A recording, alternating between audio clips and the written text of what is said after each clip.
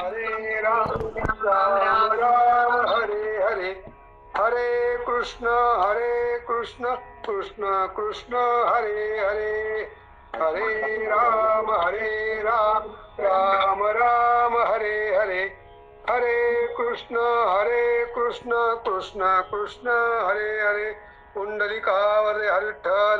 श्री ज्ञानदेव तुकाराम माऊली ज्ञानेश्वर महाराज की जय. जगद्गुरु तुकाराम महाराज की जय. सब संतन की जय. श्री सद्गुरु साधू बाबा महाराज की जय. ब्रह्मानंदम परम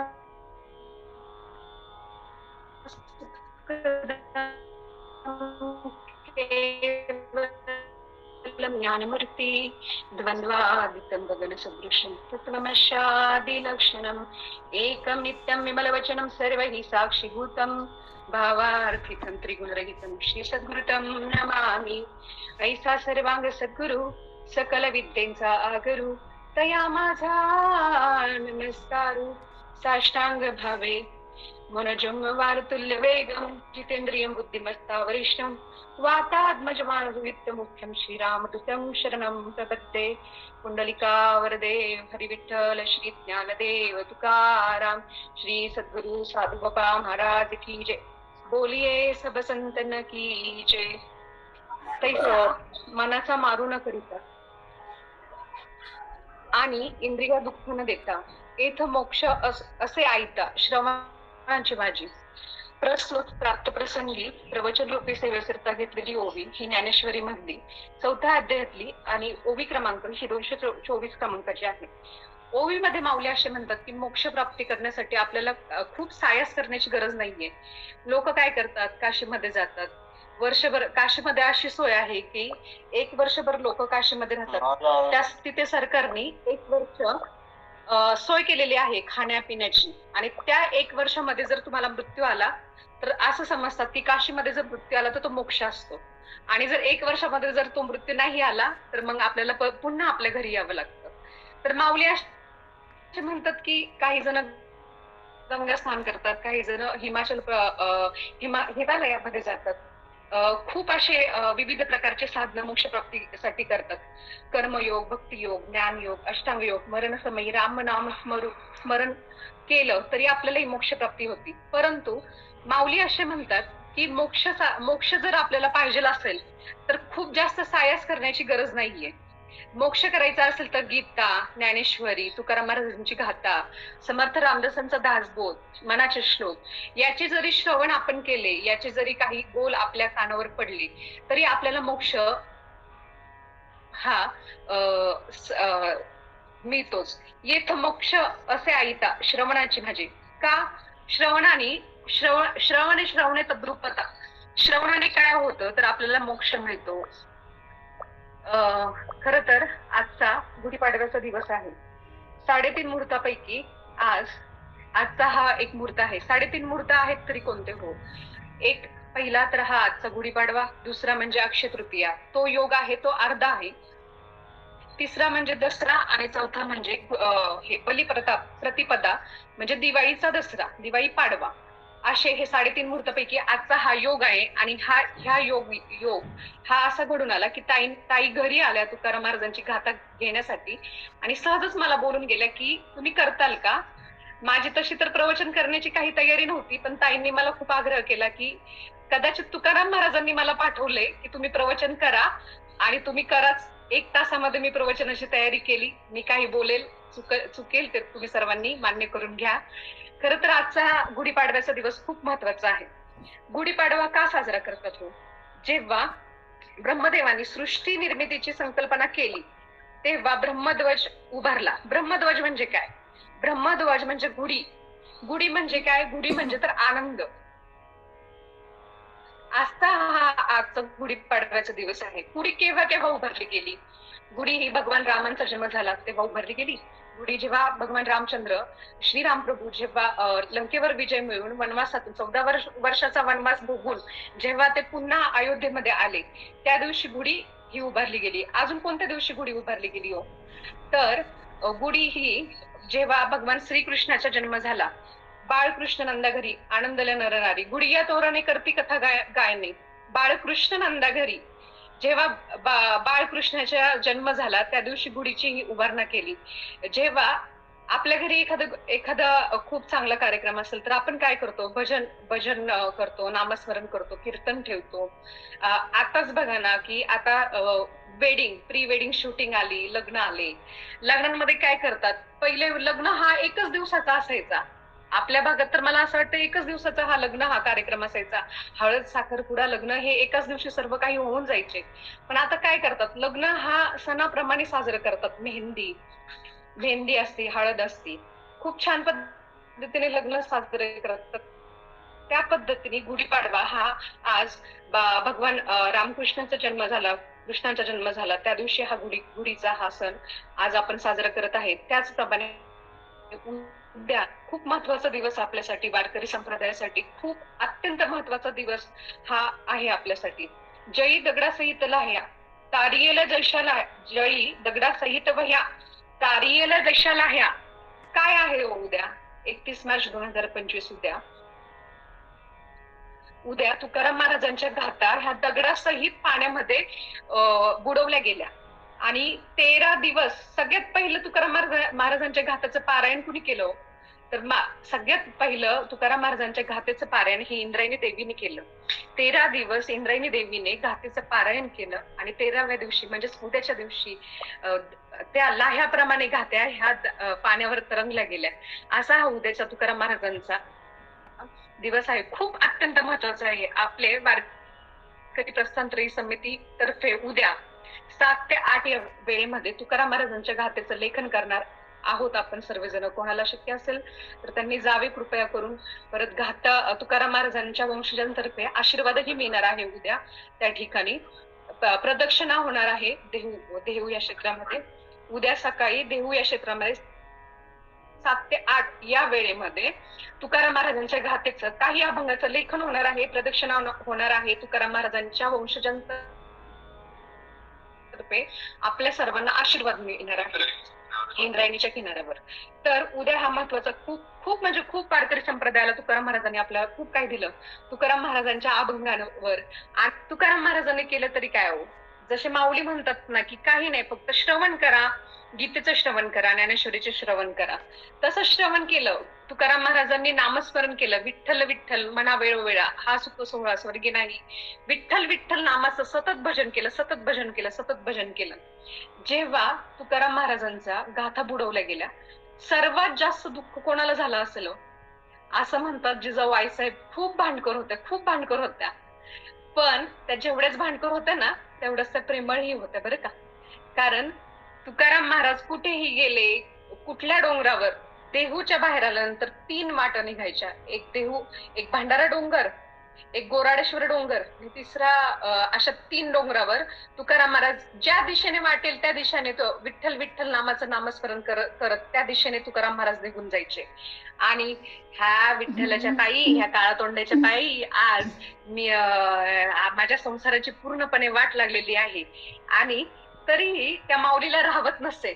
आणि दुपारची वेळ झाली की त्यांचा जीव आतमधून तुटत असे की आता दुपारची वेळ झाली, उन्हातानाचं, बिना चपल्याचं माझा नवरा, आता आमचं धनी कुठं गेले काय माहिती, असे म्हणत जिजाऊ आईसाहेब दुपारच्या वेळी भाकरी बांधायच्या, पाण्याचा लोटा घ्यायच्या आणि देहूच्या बाहेर जायच्या.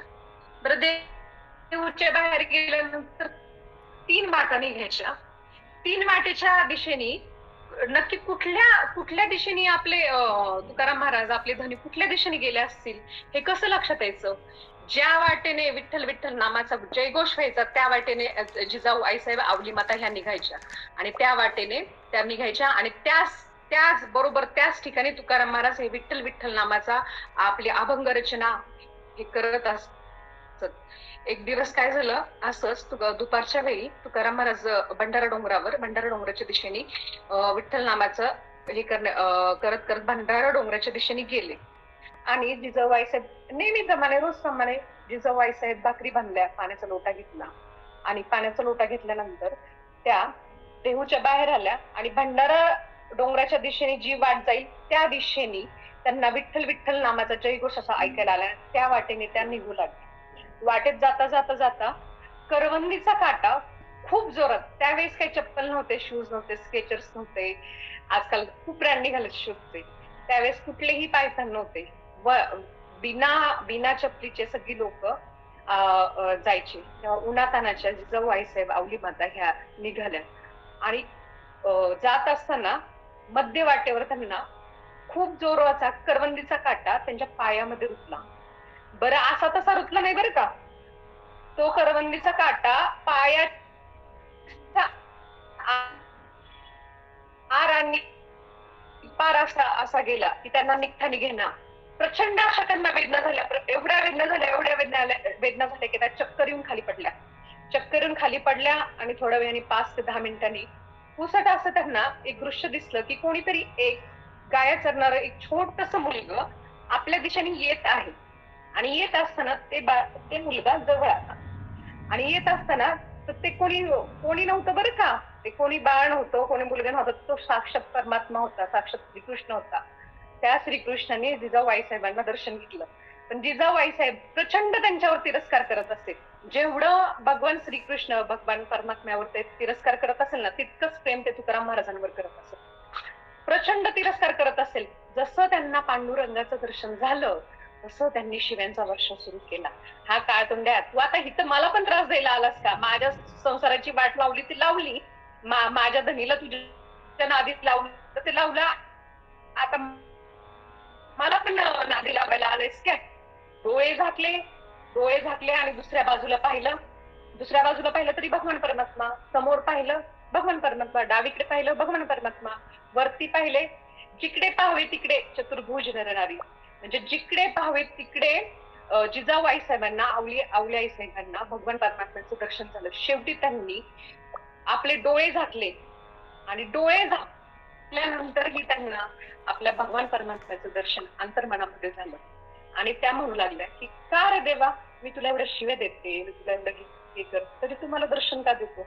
मग नंतर भगवान परमात्म्याने जिजाऊ आईसाहेबांचा काटा काढत होते.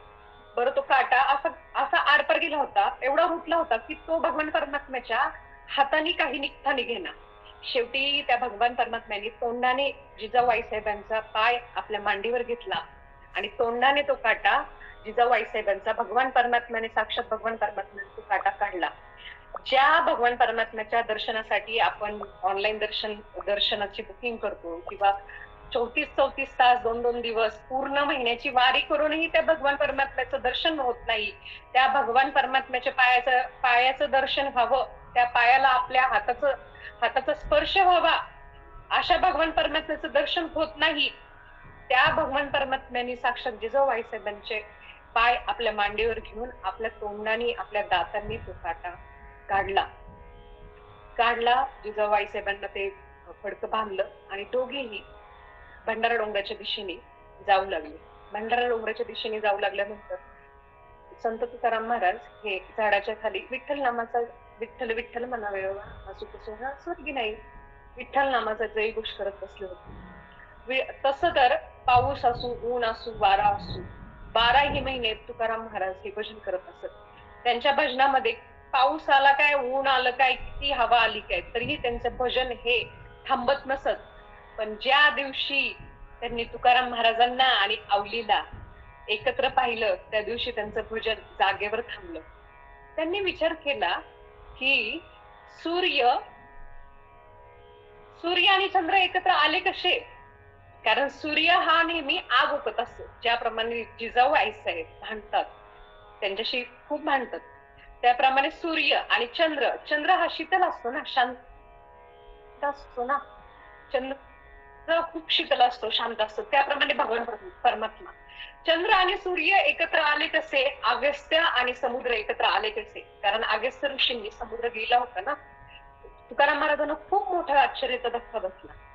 मग नंतर आवली आईसाहेब आणि देवाने तुकाराम महाराजांना खाऊ घातलं. मी तुकाराम महाराजांना एक प्रश्न पडला की देवा, मी अहोरात्र तुझे नामस्मरण करतो, कायम माझ्या मुखामध्ये तुझंच नामस्मरण आहे, तुझंच चित्त जयी स्थळी असं म्हणतात ना, की उठताना, बसताना, झोपताना, खाताना, पिताना सतत मी विठ्ठल विठ्ठल विठ्ठल तुझ्या नावाचा घोष करतो आणि आजपर्यंत तुम्हाला मला दर्शन नाही दिलं आणि जी दिवस रात्र तुला तुझ्यावर शिवीगाळ करती, तुला शिव्यांचा वर्षाव करती, तिला तू मात्र बरं दर्शन दिलं. त्यावर भगवान परमात्मा असे म्हणतात की अरे तुकाराम, मी संतांना जे माझं नामस्मरण करतात, जे माझं नामचिंतन करतात, संत संत हा विषय आहे ना भगवान परमात्म्याचा खूप जवळचा विषय, खूप आवडता विषय. पण मला खूप आवडतात संत, कारण ते निस्वार्थ प्रेम करत असतात, निस्वार्थ माझी भक्ती करतात, नामस्मरण करतात.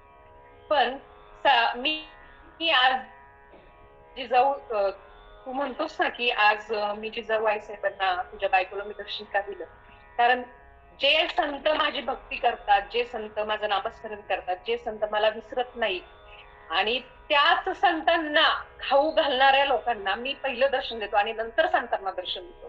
कारण जिजाऊ आईसाहेब ह्या कधीही तुकाराम महाराज कितीही रात्रीचे घरी आले, जेव्हा तुकाराम महाराज घरी येत त्याच्यानंतर जिजाऊ आईसाहेब जेवण करत असत.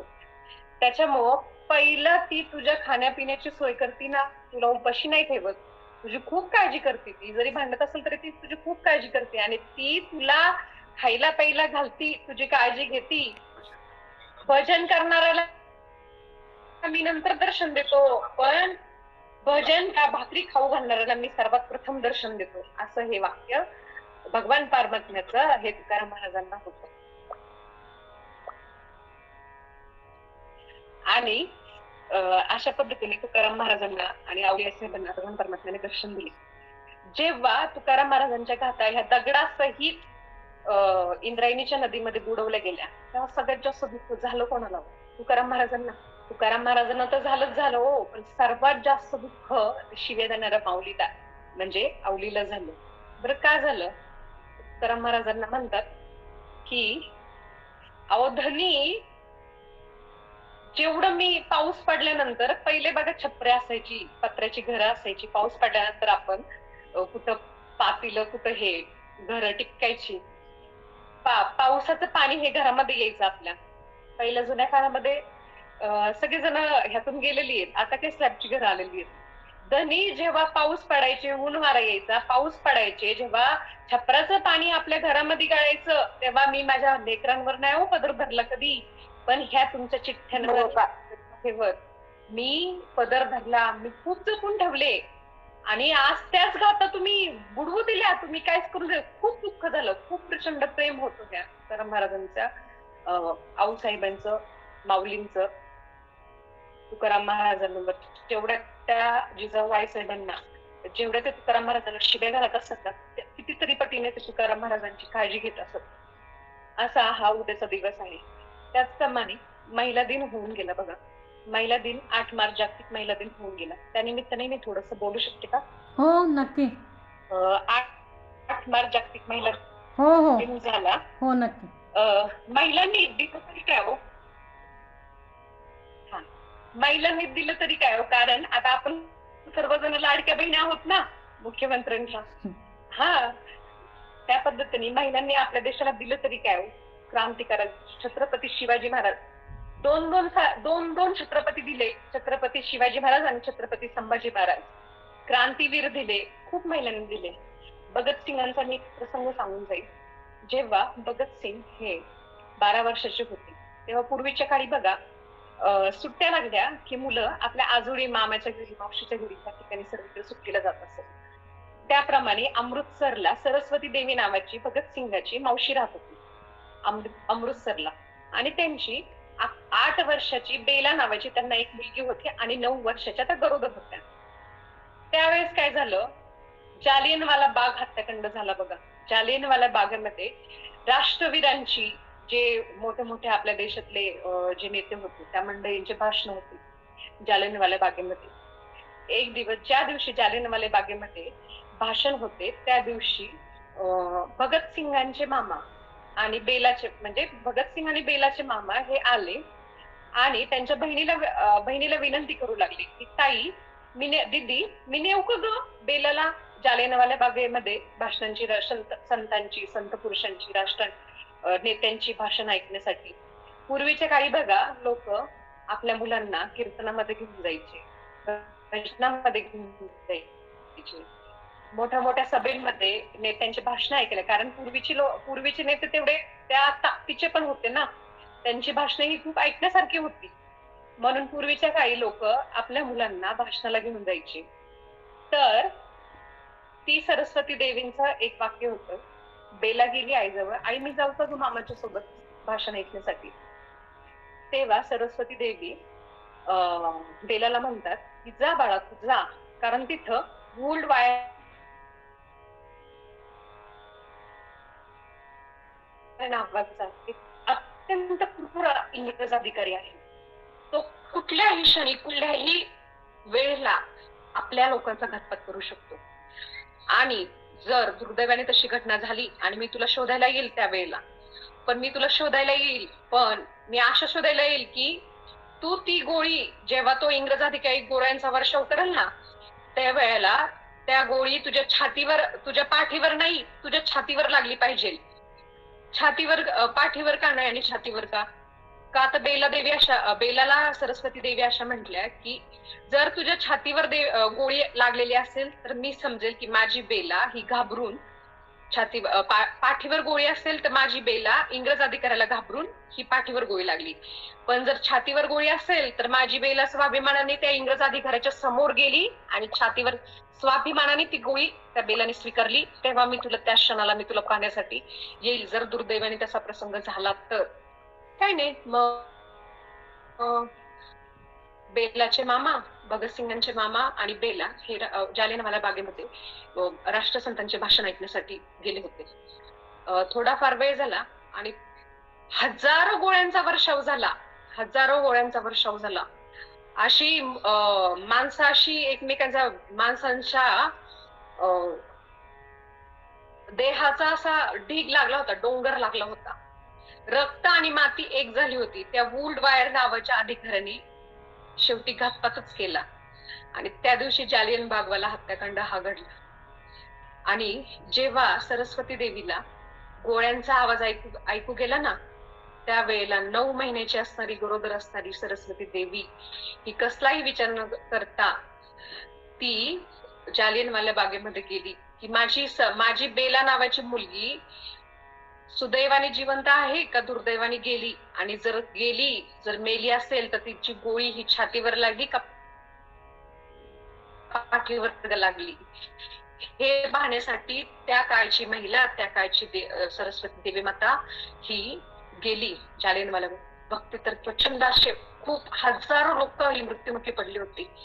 जिकडे पाहावे तिकडे मृत्यूचं तांडव होतं, डोळ्यांचा वर्षाव होता.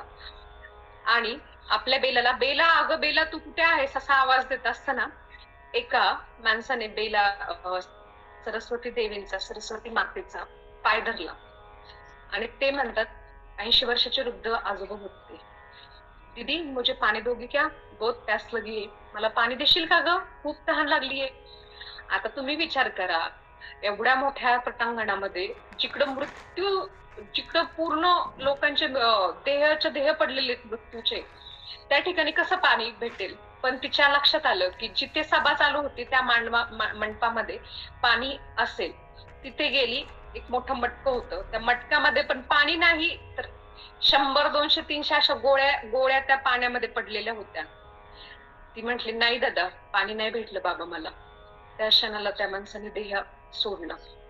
पुढे परत ती आपल्या बेला नावाच्या मुलीला शोधायला गेली आणि एका 35 ते 40 वर्षाच्या एका व्यक्तीने सरस्वती देवीचा पाय धरला आणि म्हटलं, दीदी माझं एक काम करताल का हो. ते म्हटले, काय. तर म्हटले, माझा मुलगा आहे, त्या मुलाला माझ्या सुखरूप घरी पाठवताल का हो. तर सरस्वती देवी म्हटल्या, कुठे आहे तुमचा मुलगा. तर त्यांनी हात करून दाखवलं की त्या ठिकाणी माझा मुलगा आहे. ती गेली, प्रेतांच्या ढिगावरून उलटी पालटी होऊन गेली, त्या मुलाला पाहिलं, त्या ठिकाणी त्या मुलाचा मृत्यू झालेला होता. पण तिच्या लक्षात आले की तो मनुष्यही शेवट काहीचे श्वास मोजत आहे आणि त्याला जर मी सांगितलं तुझ्या मुलाचा मृत्यू झाला आहे तर त्याच्या आत्म्याला शांती नाही लागणार. म्हणून ती त्या ठिकाणी खोटे बोलली. आणि त्या माणसाच्या जवळ गेली आणि म्हटले, ठीक आहे दादा, मी तुमच्या मुलाला घरी सुखरूप पोचवेल. ते झाल्यानंतर बेला काय सरस्वती देवी थोड्याशा पुढे सरसवल्या, आपल्या बेलाला शोधत होत्या. कुठेच बेला त्यांना सापडत नव्हती. बरं, बेला सापडणार तरी कशी, खून काय होती? तर त्या दिवशी बेलाने लाल लाल रंगाची ओढणी, लाल कलरची ओढणी ही आपल्या खांद्यावर घेतली होती. आता तुम्ही सांगा बरं, लाल कलरची ओढणी, लाल रंगाची ओढणी, तिथं रक्ताचा माती आणि रक्त हे एक झाले होते. आणि ती लाल कलरची ओढणीच्या ह्याने शोध लागेल का हो बेलाचा? नाही लागणार. तिच्या लक्षात आलं, आता आपल्याला काय आपली मुलगी भेटणार नाही, म्हणून ती घराच्या दिशेने सरसवली. घराच्या दिशेने जात असताना पाठीमागून जोरदार त्या वूडवायर नावाच्या अधिकाऱ्यांनी तिच्या पाठीत जोरदार अशी बंदुकीचा घाव केला आणि 9 महिन्याची गरोदर असणारी ती सरस्वती देवी आपल्या पोटावर आदळली. त्यावेळेस तो अधिकारी म्हटला, जर हे बघा दीदी, जर तुम्हाला घरी सुखरूप जायचं असेल ना, तर सरपटत जावं लागेल. आणि जर तुम्हाला जिवंत नसेल राहायचं, तर माझ्या गोळीने तुम्हाला मारावं लागेल. शेजारी सरपटत चालणारे 70 ते 80 वर्षाचे आजोबा त्या सरस्वती देवीला म्हणतात, बाळा, तुला जर घरी जिवंत जायचं असेल ना, तुझ्या पोटात बाळ आहे, 9 महिन्याची गरोदर आहेस तू, तुझ्या पोटामध्ये एक जीव वाढत आहे, तर त्या जीवाचा तू विचार कर आणि तू कृपा करून तू सरपटत तुझ्या घराच्या दिशेने जा. विचार करा तुम्ही, 9 महिन्याची गरोदर असणारी पालखी पोटावर सरपटत ती सरस्वती नावाची देवी आपल्या घराच्या दिशेने गेली. घराच्या दिशेने जात असताना पूर्ण अंगाचे सालपट त्यांचे निघाले होते, रक्ताने चिंब झाले होते सरस्वती माता. आणि घरी गेल्यानंतर काही वेळानंतर झाल्या आणि आपला देह समर्पित केला. हा सगळा प्रसंग क्रांतीवीर भगतसिंगांनी पाहिला. जेव्हा भगतसिंगांनी मावशीवर प्रचंड जीव होता, असं म्हणतात ना, आई मरो आणि मावशी उरो, म्हणजे आई गेल्यानंतर आपल्या मुलांना जी खूप जीव लावते ना, ती मावशी असते. आणि मुलांचाही मावशीवर खूप असा जीव असतो. असा जीव, प्रचंड असा जीव भगतसिंग यांचा सरस्वती मातेवर होता. आणि तो प्रसंग त्यांनी स्वतःच्या डोळ्यांनी पाहिला. आणि आपल्या आई समान असणाऱ्या मातेला, आई समान असणाऱ्या मावशीला जेव्हा त्यांनी मृत्युमुखी पडलेलं पाहिलं ना, त्या क्षणाला, त्यावेळी ते जालियनवाल्या बागेमध्ये गेले. जालियनवाले बागेमध्ये गेल्यानंतर त्यांनी तो प्रसंग पाहिला आणि ते रक्त आणि माती झालेली एकत्र असलेली ती लाल लाल झालेली माती आपल्या हातामध्ये घेतली. आणि त्याच दिवशी त्यांनी प्रण घेतला की आजपासून मी जगेल तर ह्या भारत मातेसाठी, आणि मरेल तर ह्याच भारत मातेसाठी, आणि लग्न करेल तर ह्या भारत देशाशीच. असे हे क्रांतीवीर आपल्या मात्या माऊलींनी आपल्याला दिले, भारत देशाने दिले. भारत खंडी नरदेह प्राप्ती ही ती परम भाग्याची संपत्ती. असं म्हणतात, भारत देशामध्ये जन्म घेणं हे खूप मोठं भाग्याचं काम आहे असं म्हणतात. आपण खूप भाग्यवान आहोत. आपण भारत देशामध्ये नवे तर महाराष्ट्र भूमीमध्ये, संतांच्या भूमीमध्ये, शिवाजी महाराजांच्या भूमीमध्ये आपला जन्म झाला. आपण खूप म्हणजे खूप नशीबवान आहे. जेव्हा भगतसिंगांना फाशी देत होते तेव्हा त्यांची आई भिंतीला कान लावत होते. भिंतीला कान लावून त्या रडत होत्या. प्रचंड जनसमुदाय त्या ठिकाणी गोळा झाला होता भगतसिंगांना फाशी देताना. 3 जणांना त्या दिवशी फाशी देत जात होते. तर त्या ठिकाणी उपस्थित असणारे काही लोकांनी त्यांना असा प्रश्न केला की, का हो दीदी तुम्ही रडताय? तुमचा मुलगा आज फाशी देऊन मरणार आहे, त्याच्यामुळे तुम्ही रडताय का? रडणारच ना हो. आपला मुलगा आता काही क्षणांनी, काही सेकंदांनी आपल्या ह्या जगामध्ये नसणार. रडणारच ना. कुठली आपल्या बाळाला साधं खरचटलं, साधं लागलं तर आपण किती दुःखी होतो. आपण ताप आला तर रात्रभर आपण आपल्या बाळाच्या हातरुणाच्या गुशाशी थांबतो, पाण्याच्या पट्ट्या लावतो. आणि आज त्या माऊलीचा 22 वर्षाचा भगतसिंग नावाचा मुलगा फाशीवर चढणं, रडायला तर येणारच ना. पण त्या माणसाने असा प्रश्न केला की, तुमचा मुलगा मृत्यू होणार आहे, फाशी होणार आहे, म्हणून तुम्ही रडताय का हो? ते म्हटले, नाही हो, मी त्याच्यासाठी नाही रडत. असा देशासाठी समर्पित होणारा भगत सिंगासारखा एकच भगत सिंग मी ह्या देशाला दिला, यासारखे 7 जरी भगत सिंग मला जन्माला घालू शकले असते ना, तरी पण मी 7 भगत सिंग ह्या देशाला समर्पित केले असते. त्याच्यासाठी मी रडते, त्याच्यासाठी मला रडायला येते. अशा ह्या आपल्या भारत देशामध्ये, महाराष्ट्र भूमीमध्ये आपला जन्म झाला. ही भूमी या संतांची, शूरांची अनवीरांची, मग काय उणे आम्हाला परवा नसेबो कशाची. जय हिंद गर्जा बोला, हा बोल स्वातंत्र्याचा, मनात असू द्या सदैव आपुल्या वेदना वन्याचा. असं या महाराष्ट्राच्या संतांच्या भूमीमध्ये आपण जन्माला आलो. आपले खूप मोठे बाग. काल छत्रपती संभाजी महाराजांचा बलिदान मास दिन होऊन गेला. छत्रपती संभाजी महाराजांनी पुण्यतिथीनिमित्त कालचा दिवस होता.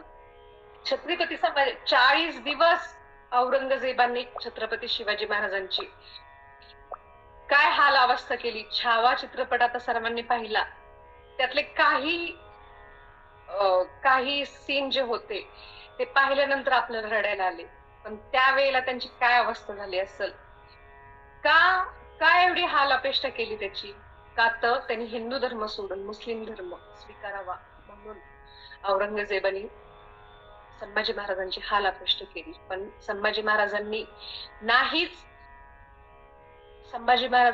हिंदू धर्म सोडला, नाही मुस्लिम धर्म स्वीकारला. खूप मोठा त्याग आहे, खूप मोठ्या लोकांचा, संतांचा त्याग आहे.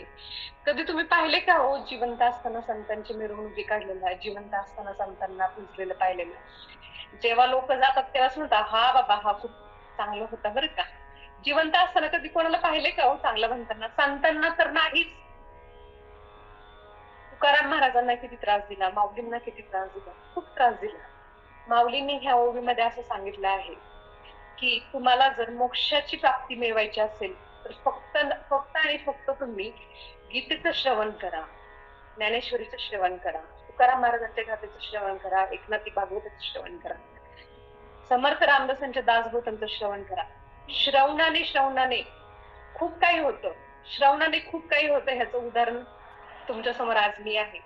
काही अभ्यास नाहीये बरं का माझा, फक्त आणि फक्त महाराजांचा घरामध्ये चालणारा अभ्यास. आज माझे गुरुवर्य ज्यांच्यामुळे आज मी इथं बसली आहे, मी जिथं प्रवचन करत आहे, आज ते या ठिकाणी ऑनलाईन आहेत. गुरुवर्य ठाकरे महाराज गुरुजी, प्रणाम तुम्हाला. त्यांनी मला खूप सहकार्य केलं, खूप. तू करू शकशील. आणि त्यांच्यामुळं असं म्हणतात की यशस्वी पुरुषाच्या मागे एक स्त्री असते. पण आज मी माझ्या गुरुच्या ठिकाणी, गुरुवर्य ठाकरे गुरुजी आहेत, आमचे गुरुवर्य राजेंद्रजी महाराज इथे आहेत, गुरुवर्य रोहिणीताई परांजपे, आणि सगळ्यात महत्वाचा गुरु म्हणजे कोण असेल तर माझे पती संतोषजी महाराज पायगुडे. खूप साथ आहे त्यांची मला. आणि श्रवणाने काय होते, माऊली म्हणतात ना, श्रवण करा. ज्ञानेश्वरीच्या ओव्यांचं श्रवण करा, तुकाराम महाराजांच्या गाथेचं श्रवण करा, एकनाथी भागवतांच्या ओव्यांचं श्रवण करा. श्रवणाने खूप काही घडू शकते, खूप काही कायापालट आपल्या जीवनामध्ये होऊ शकते. त्याचं जिवंत उदाहरण म्हणजे तुमच्या समोर आज मी आहे. काहीच अभ्यास नाहीये बरं का माझा, फक्त आणि फक्त मी ऐकून महाराजांचं ऐकून. ठाकरे गुरुजी नेहमी मला सदैव माझ्या पाठीशी उभे आहेत. नेहमी त्यांनीच मला हे केलं की तू प्रवचन करू शकशील, तू कर. त्यांनी मला अत्यंत खूप छान, मुलीप्रमाणे माझ्यावर जीव आहे तुमचा. आणि श्रवणामुळे आज सांगायचं काय तर, माऊलीने सांगितले ना श्रवणामुळे काय होऊ शकतं, तर ह्याचं फक्त एकच उदाहरण मी सांगू शकते की मी तुमच्या समोर आज वेडे वाकडे का होईना 2 बोल तुमच्या समोर बोलू शकले, ही खूप मोठी माझ्यासाठी, खूप थोडा मोठ्यांचा माझ्यासाठी आशीर्वाद आहे. आणि श्रवणामुळेच आज मी 15 मिनिटं 20 मिनिटं जे काही बोलले असेल हे फक्त आणि फक्त श्रवणामुळेच घडलं गेलेलं आहे. रामनामामुळेच घडले गेलेले आहे. वारकरी संप्रदाय हा फिल्टर प्रमाणे आहे असं म्हणतात. कसं काय बरं? फिल्टर प्रमाणे कसं काय? फिल्टर काय करतो, फिल्टर मध्ये दूषित पाणी जातं आणि पाणी शुद्ध होऊन येतं. त्याप्रमाणे वारकरी संप्रदाय आहे. वारकरी संप्रदायामध्ये ज्यांची पात्रता नसतानाही आपण त्यांच्या पाया पडतो, म्हणजे वारकरी संप्रदायामध्ये आल्यानंतर नामस्मरण करतात. संगतीने मी पंगतीचा लाभ असं म्हणतात ना. वारकरी संप्रदायामध्ये आल्यानंतर खूप महाराज लोक मोठे झाले. तुकाराम महाराजांच्या अभंगाने खूप महाराज लोकांचे या ठिकाणी प्रपंच चाललेले आहेत. बाल्याकोळी ते म्हणतात ना, महाहत्यारी होता, गुंड होता, पण त्यांनी उफराटे नाम बोलला.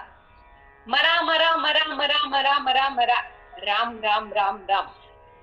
उफराटे नाम बोलला वाल्ल्याकोळी, तोही वंद केला नारायणाने उफराटे नाम बोलला, पण तू मनापासून बोलला ना. एक भाल्ल्याकोळी होता, गुंड होता ना, चोरी करायचा, लुटमार करायचा, रात्रीची लोकांना हाणमार करायचा, पण त्यांनी काय केले, मरा मरा मरा मरा करत राम राम नामाचे स्मरण त्याच्याकडून झाले, श्रवण त्याच्याकडून झाले, आणि तोही बंद केला नारायण. म्हणजे वाल्ल्याकोळीचे ही स्वीकार, नामस्मरणाचा स्वीकार हा भगवान प्रभूंनी केला. म्हणून माऊली म्हणतात, काही करू नका, देवाची द्वारी उभाषण भरी, तेने मुक्तिचारी साधी गेले. काही करू नका, रोजचे नित्य नियम करा. उठल्या उठल्या करा ग्रे वसते लक्ष्मी, कर मध्ये सरस्वती, कर मुले तू गोविंदम, प्रभाते कर दर्शनम. कर म्हणजे काय, आपले हात. मूल म्हणजे हाताचा मध्य. इथे कर म्हणजे आपल्या हाताची बोट, तिथे लक्ष्मीचा वास असतो. मूल म्हणजे सरस्वतीचा वास. कर मुले तू गोविंदम, प्रभाते कर दर्शन. मूल म्हणजे आपण जिथं घड्याळ घालतो, जिथं नाडे घालतो. हिंदू धर्मामध्ये बघा संस्कृती आहे की आपल्या या ठिकाणी आपण नाडा घालतो, विविध प्रकारचे नाडे घालतो. का घालतो? का तर हिथं मूल आहे आपल्या देहाचं, हिथं नारायण वास करत असतो आपल्या देहामध्ये, हे मूल आहे. हा नियम जरी आपण केला ना, तरी आपल्या आयुष्यामध्ये खूप काही महत्वाचे बदल घडू शकतो, खूप काही. परत जेवण करताना केशवा माधवा गोविंदा गोपाला, जेवी तुगा कृष्ण पांडुरंगा, अच्युता वामना दशरथ नंदना, जेवी तुगा कृष्ण पांडुरंगा, कृष्ण विष्णू हरी मधुसूदन मुरारी, जेवी तु हरी पांडुरंगा, ऐसी ग्लानी करिता विठ्ठल पावला, नैवेद्य जेवीला नामयाचा. काय हो एवढ्याची मुरड्याने काय केलं? फक्त श्रवण केलं आपल्या आई वडिलांच्या भजनाचं, पांडुरंगाचं स्मरण केलं. तू जेवल्याशिवाय मी इथून उठणारच नाही पांडुरंगा. आणि त्या ठिकाणी त्यांनी साक्षात पांडुरंगाने दर्शन केलं आणि नैवेद्य जेविल्याला नामयाचा, नामाच्या हातून नैवेद्य जेविल्या. नामस्मरणाने खूप काही होतं, श्रवणाने खूप काही होतं. या ठिकाणी मी आजच्या ओवी बद्दल एवढंच बोलून या ठिकाणी थांबते आणि सर्वांना रामकृष्ण हरी. काही चुकीचं बोलले असेल तर मला माफ करा गुरुजी. रामकृष्ण हरी. तुमच्यामुळे मी आज मी जे काही आहे ते तुमच्यामुळे इथं बोलू शकले त्याबद्दल. आणि ताईंनी मला अचानकच आमचं बोलणं झालं की तुकाराम बीजेनिमित्त मी पहिलं प्रवचन केलं. ताई म्हटल्या मग आज संधी आहे, पाडवायचा दिवस आहे, तुम्ही ताई नाही म्हणू नका, मी तुम्हाला लिंक पाठवते, तुम्ही नाही म्हणूच नका ताई, तुम्ही प्रवचन करा. आणि काहीच नाही, काही तयारी न करता आज मी इथं बसलीये तुमच्या समोर, 2 वाक्य बोलले. काही चुकीचं बोलले असेल तर मला माफ करा. आणि रामकृष्ण हरी सर्वांना. धन्यवाद. रामकृष्ण हरी. वहिनी पसायदान घेताय का? हो, 1 मिनिट बोला ना गुरुजी. पसायदान गुरुजी बोला ना. गुरुजी घेतील ताई. गुरुजी. हो, रामकृष्ण. गुरुजी माईक.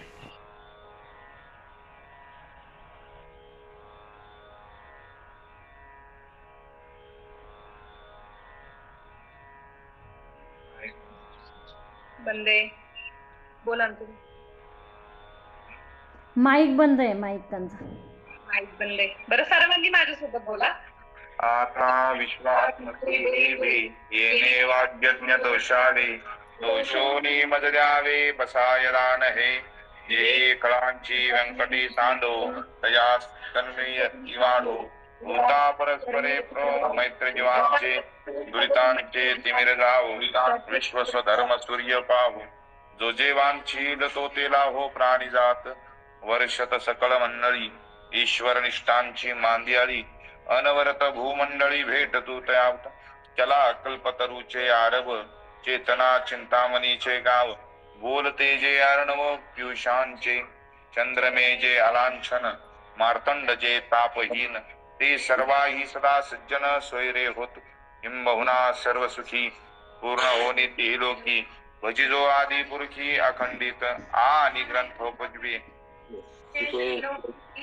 दृष्टान दृष्टविजय होवावे जी येथ मने श्री विश्वेश्वरा हो आहो येल रान पसावो येणे वरे ज्ञान देव येणे वरे ज्ञान देव सुखिया झाला येणे वरे ज्ञान देव ओम शांती शांती शांती.